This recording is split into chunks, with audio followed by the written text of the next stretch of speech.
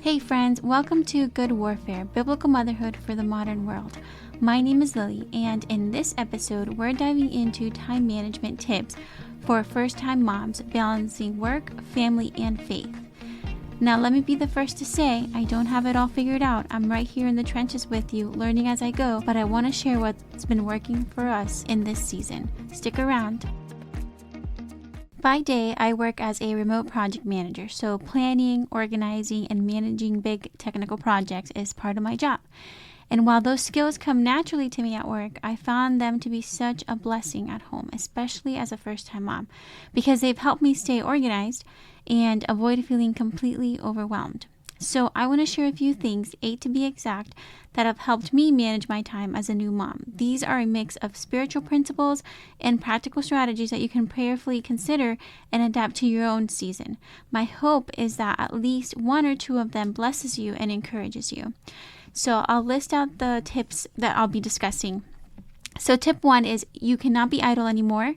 Use every minute wisely. Tip 2, know God's will to make the best use of your time. Tip 3, rely on God's perfect timing to see and step into the opportunities He sends your way. Tip 4, create boundaries. Tip 5, create routines or systems. Tip 6, delegate and seek help if you can. Tip 7, start slowly if you don't already have routines in place. Tip 8, commit to daily family worship. All right, let's get into each tip. Tip number 1, you cannot be idle anymore. Use every minute wisely. So the truth is that I don't have time to waste anymore, whether that's scrolling on social media or binge watching Netflix. Every minute has to be used wisely because time really is the most valuable asset we have right now. And if we waste it, we lose out on quality moments with our little ones and with our husband. But when we use it wisely, we can actually enjoy those experiences with our family without feeling rushed or pressured to hurry on to the next thing on the to-do list. I've definitely had days where I've wasted time and it throws everything off. Suddenly, meal times get delayed, baby's bedtimes sneak up on us before we are even showered. I fall behind on my pumping schedule, and oh, the pain that brings. And the bottles aren't even washed or ready for the next day. When I think about wasted time, the Bible makes it so clear what the results are. Idleness always leads to suffering. Proverbs says laziness brings hunger in Proverbs 19:15 and poverty in chapter 10 verse 4, chapter 6 through 11. Paul even reminds us in Ephesians to redeem the time because the days are evil. If I'm not careful, a little wasted time here and there can creep in and suddenly leave me feeling behind, stressed, and honestly, not the wife or mom I want to be. Can anyone relate to that? But when we use our time wisely, we're not just checking off tasks, we're actually honoring God. We're caring for our families the way Proverbs 31 describes watching over our households and refusing the bread of idleness. Proverbs 31:27. And if you look at Psalm 90, it says, teach us to number our days that we may gain a heart of wisdom. So using our time well is really about walking in God's wisdom. And as a result, our household become places of blessings instead of stress. I love what author E.G.W. says. God grants men the gift of time for the purpose of promoting His glory. When this time is used in selfish pleasure, the hours thus spent are lost for all eternity. Okay, now let's move on to tip number 2. Know God's will to make the best use of your time. Many times we're unsure of God's will, both for us as individuals and for our family. And when we don't have clarity, we end up wavering between options, overthinking, and sometimes never deciding. That lack of clarity can actually waste a lot of time because we're busy circling possibilities instead of walking in confidence. Let me share a personal example. So during my pregnancy, we made the decision to temporarily move back home to Florida so we could have help from my parents during the last trimester and after the baby was born. Now, this wasn't a decision we made lightly. We loved everything about where we were in North Carolina, and honestly, we always pictured ourselves having the baby there. But I kept having this tug in my heart, thoughts that maybe just for this season we needed to be back home. I was hesitant, though. Going back meant losing a lot of the routines and peace we had built in North Carolina. And I didn't want to make a decision out of fear or convenience. I wanted to be sure it was God leading us. What confirmed it for me was actually a dream. I had 2 dreams, but in one of them, I saw myself with our baby. He was a few months old because he said Dada in the dream, and we were at my parents' house. So God used that to give me peace that this was His will for our family in this season. And if you want to hear more details about that story, you can go back to episode 11, where I share how God answered my prayers through dreams. So looking back now, I can't imagine how much harder those first few months of motherhood would have been without the support we've had here. Knowing God's will allowed us to make the best use of this time, not just practically, but spiritually too, because it kept us aligned with His plan rather than our own. And in this instance, these verses come to mind. Ephesians 5:17. Therefore, do not be unwise, but understand what the will of the Lord is. And Psalm 32:8. I will instruct you and teach you in the way you should go. I will guide you with my eye. Okay, let's move on to the next tip. Tip number 3. Rely on God's perfect timing to see and step into the opportunities He sends your way. The Bible is filled with God giving His people opportunities at the right time in their lives. So let me remind you of some. We have Noah. God gave Noah a specific time to build the ark, and this opportunity helped preserve the animals and his family and humanity. We also have Abraham. God called Abraham to leave his homeland to go to a new land. This was an opportunity to trust God's promise of becoming a great nation. Then Joseph. God gave Joseph the opportunity to become second in command in Egypt after he was falsely imprisoned, which eventually helped save the people, including his family. Next is Moses. God gave Moses the opportunity to lead the Israelites out of Egypt and delivered them from slavery. And then we have the Israelites, who are an example of God giving them the opportunity to enter the promised land, but unfortunately they missed their opportunity. It took them 40 years of wandering in the desert due to their disbelief and disobedience.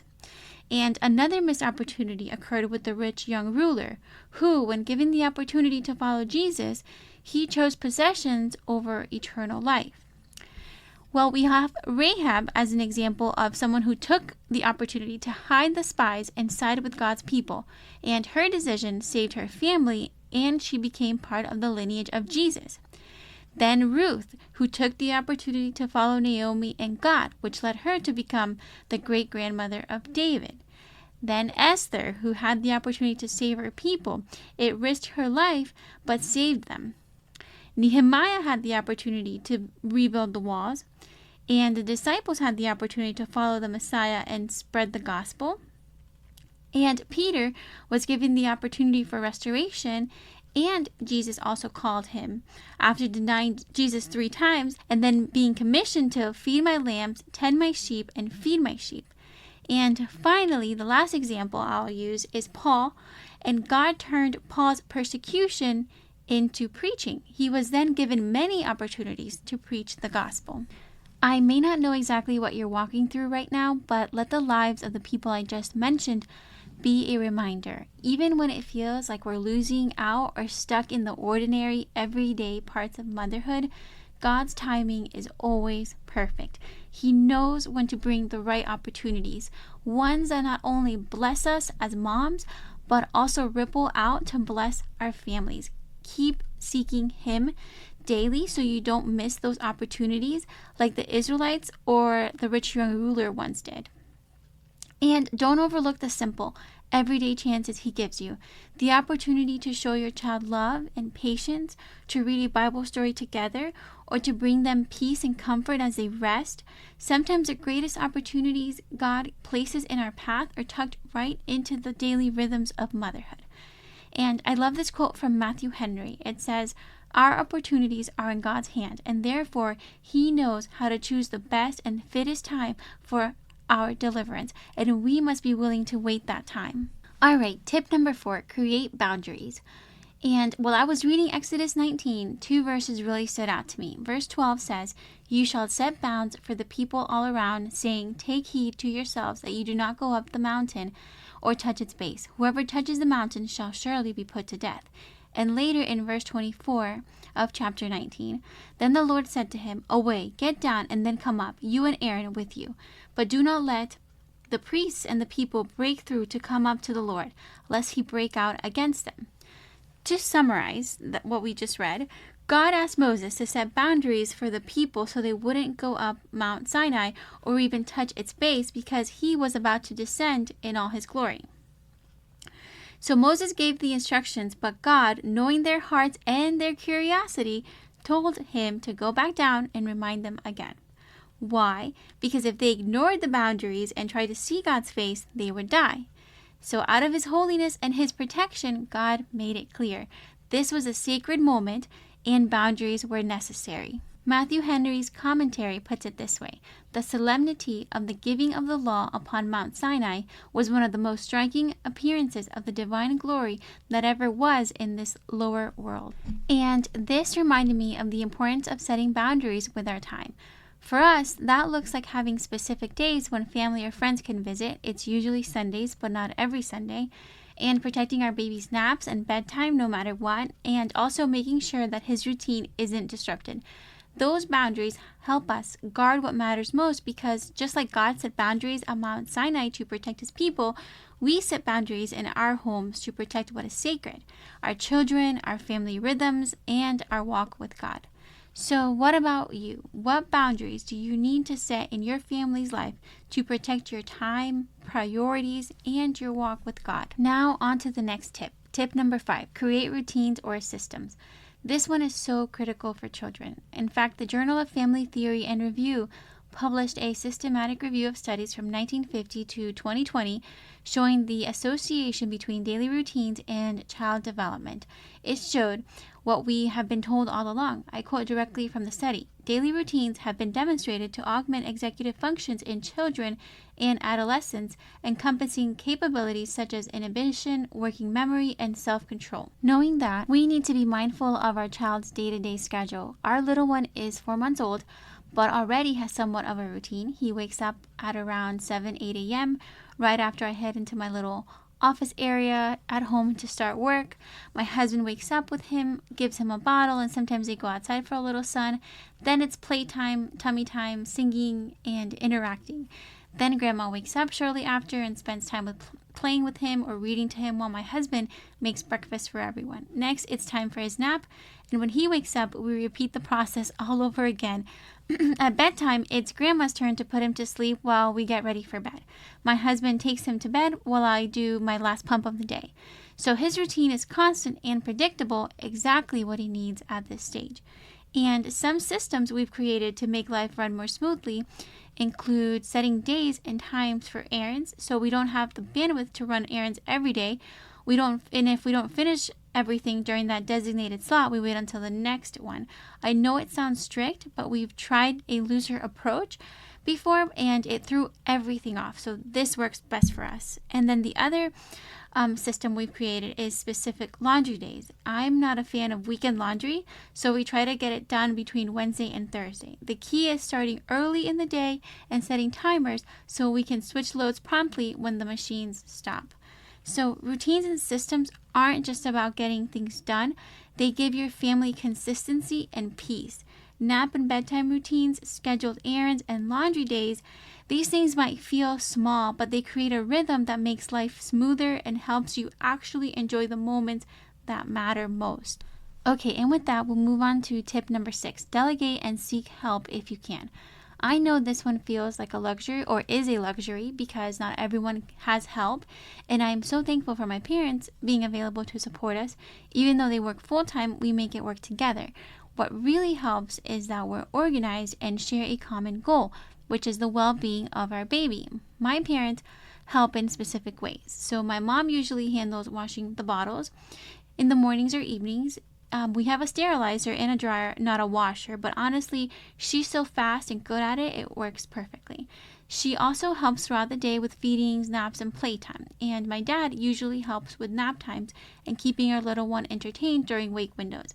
And if we have an urgent errand, we can rely on my dad to step in whenever possible. And what I've noticed is that they actually love helping. They would hate it if we didn't ask because it gives them joy and purpose in spending time with their grandchild. My husband and I also have specific tasks. For example, he sorts colors and handles laundry transfers while I fold and put clothes away. We work as a team, and that helps strengthen our relationship too. So, can you think about ways to get help, whether from family, friends, paid support, or even delegating tasks to your husband or kids so your day feels a little lighter? Think about that and have a chat with your family members to see how they can all chip in. Anyway, we'll move on to tip number 7. Start slowly if you don't already have routines in place. So don't eat more than you can chew on this one or on all these tips. Take it one bite at a time. What is one thing you could do today from all the tips I've shared? That is, where can you start? And then slowly start incorporating more of these tips. And the last tip, but the most important one, is tip number 8. Commit to daily family worship. So if all else fails, this cannot. And I'll start this tip with a personal story. The newborn stage was so hard for me. I was exhausted from lack of sleep, uncomfortable from the C-section, and dealing with breastfeeding challenges. There was absolutely no time to read God's word, and family worship with my husband felt impossible. It was literally survival mode. So all I could do was pray, and pray I did for every single aspect of my baby's life. Now that we're past that stage, so we're currently 4 months in, we have more space to read God's word. Since I don't know your situation, I want to encourage you to start prioritizing family worship. It doesn't have to be complicated. Like I shared with a friend earlier this month or last month, it can be as simple as reading a Bible story together with your kids, discussing it briefly, or repeating a common theme from it. In this season, we may not have time for a full personal Bible study, and that's okay. We can use the opportunities we have. Remember tip number 3? To read a children's Bible together, have our kids color something related to the story, sing a song about it, or even enjoy a snack connected to the story. We may not always see the immediate impact, but it is shaping our walk with Christ and teaching His word to impressionable minds. I see it firsthand because just reading the story of Joseph in our Rhyme Bible to my 4-month-old got me reflecting on how I need to remain faithful in everything I do for the Lord. So God was speaking to me while I read to my baby. If you take any of these tips, let this one be your starting point. Prioritize family worship. It doesn't have to be long or complex. Even 2 minutes is a perfect start. Small and steady wins the race. As Paul said in Hebrews 12:1, let us lay aside every weight and the sin which so easily ensnares us, and let us run with endurance the race that is set before us. Friends, I hope this episode has helped you think of ways to better manage your time in your season of motherhood. I'd love to hear what you're doing now and how it's helping you. Maybe I can even incorporate some of your tips into my own life. And if this episode encouraged you, please share it with a friend and leave a positive review. It really helps others find the encouragement they need too.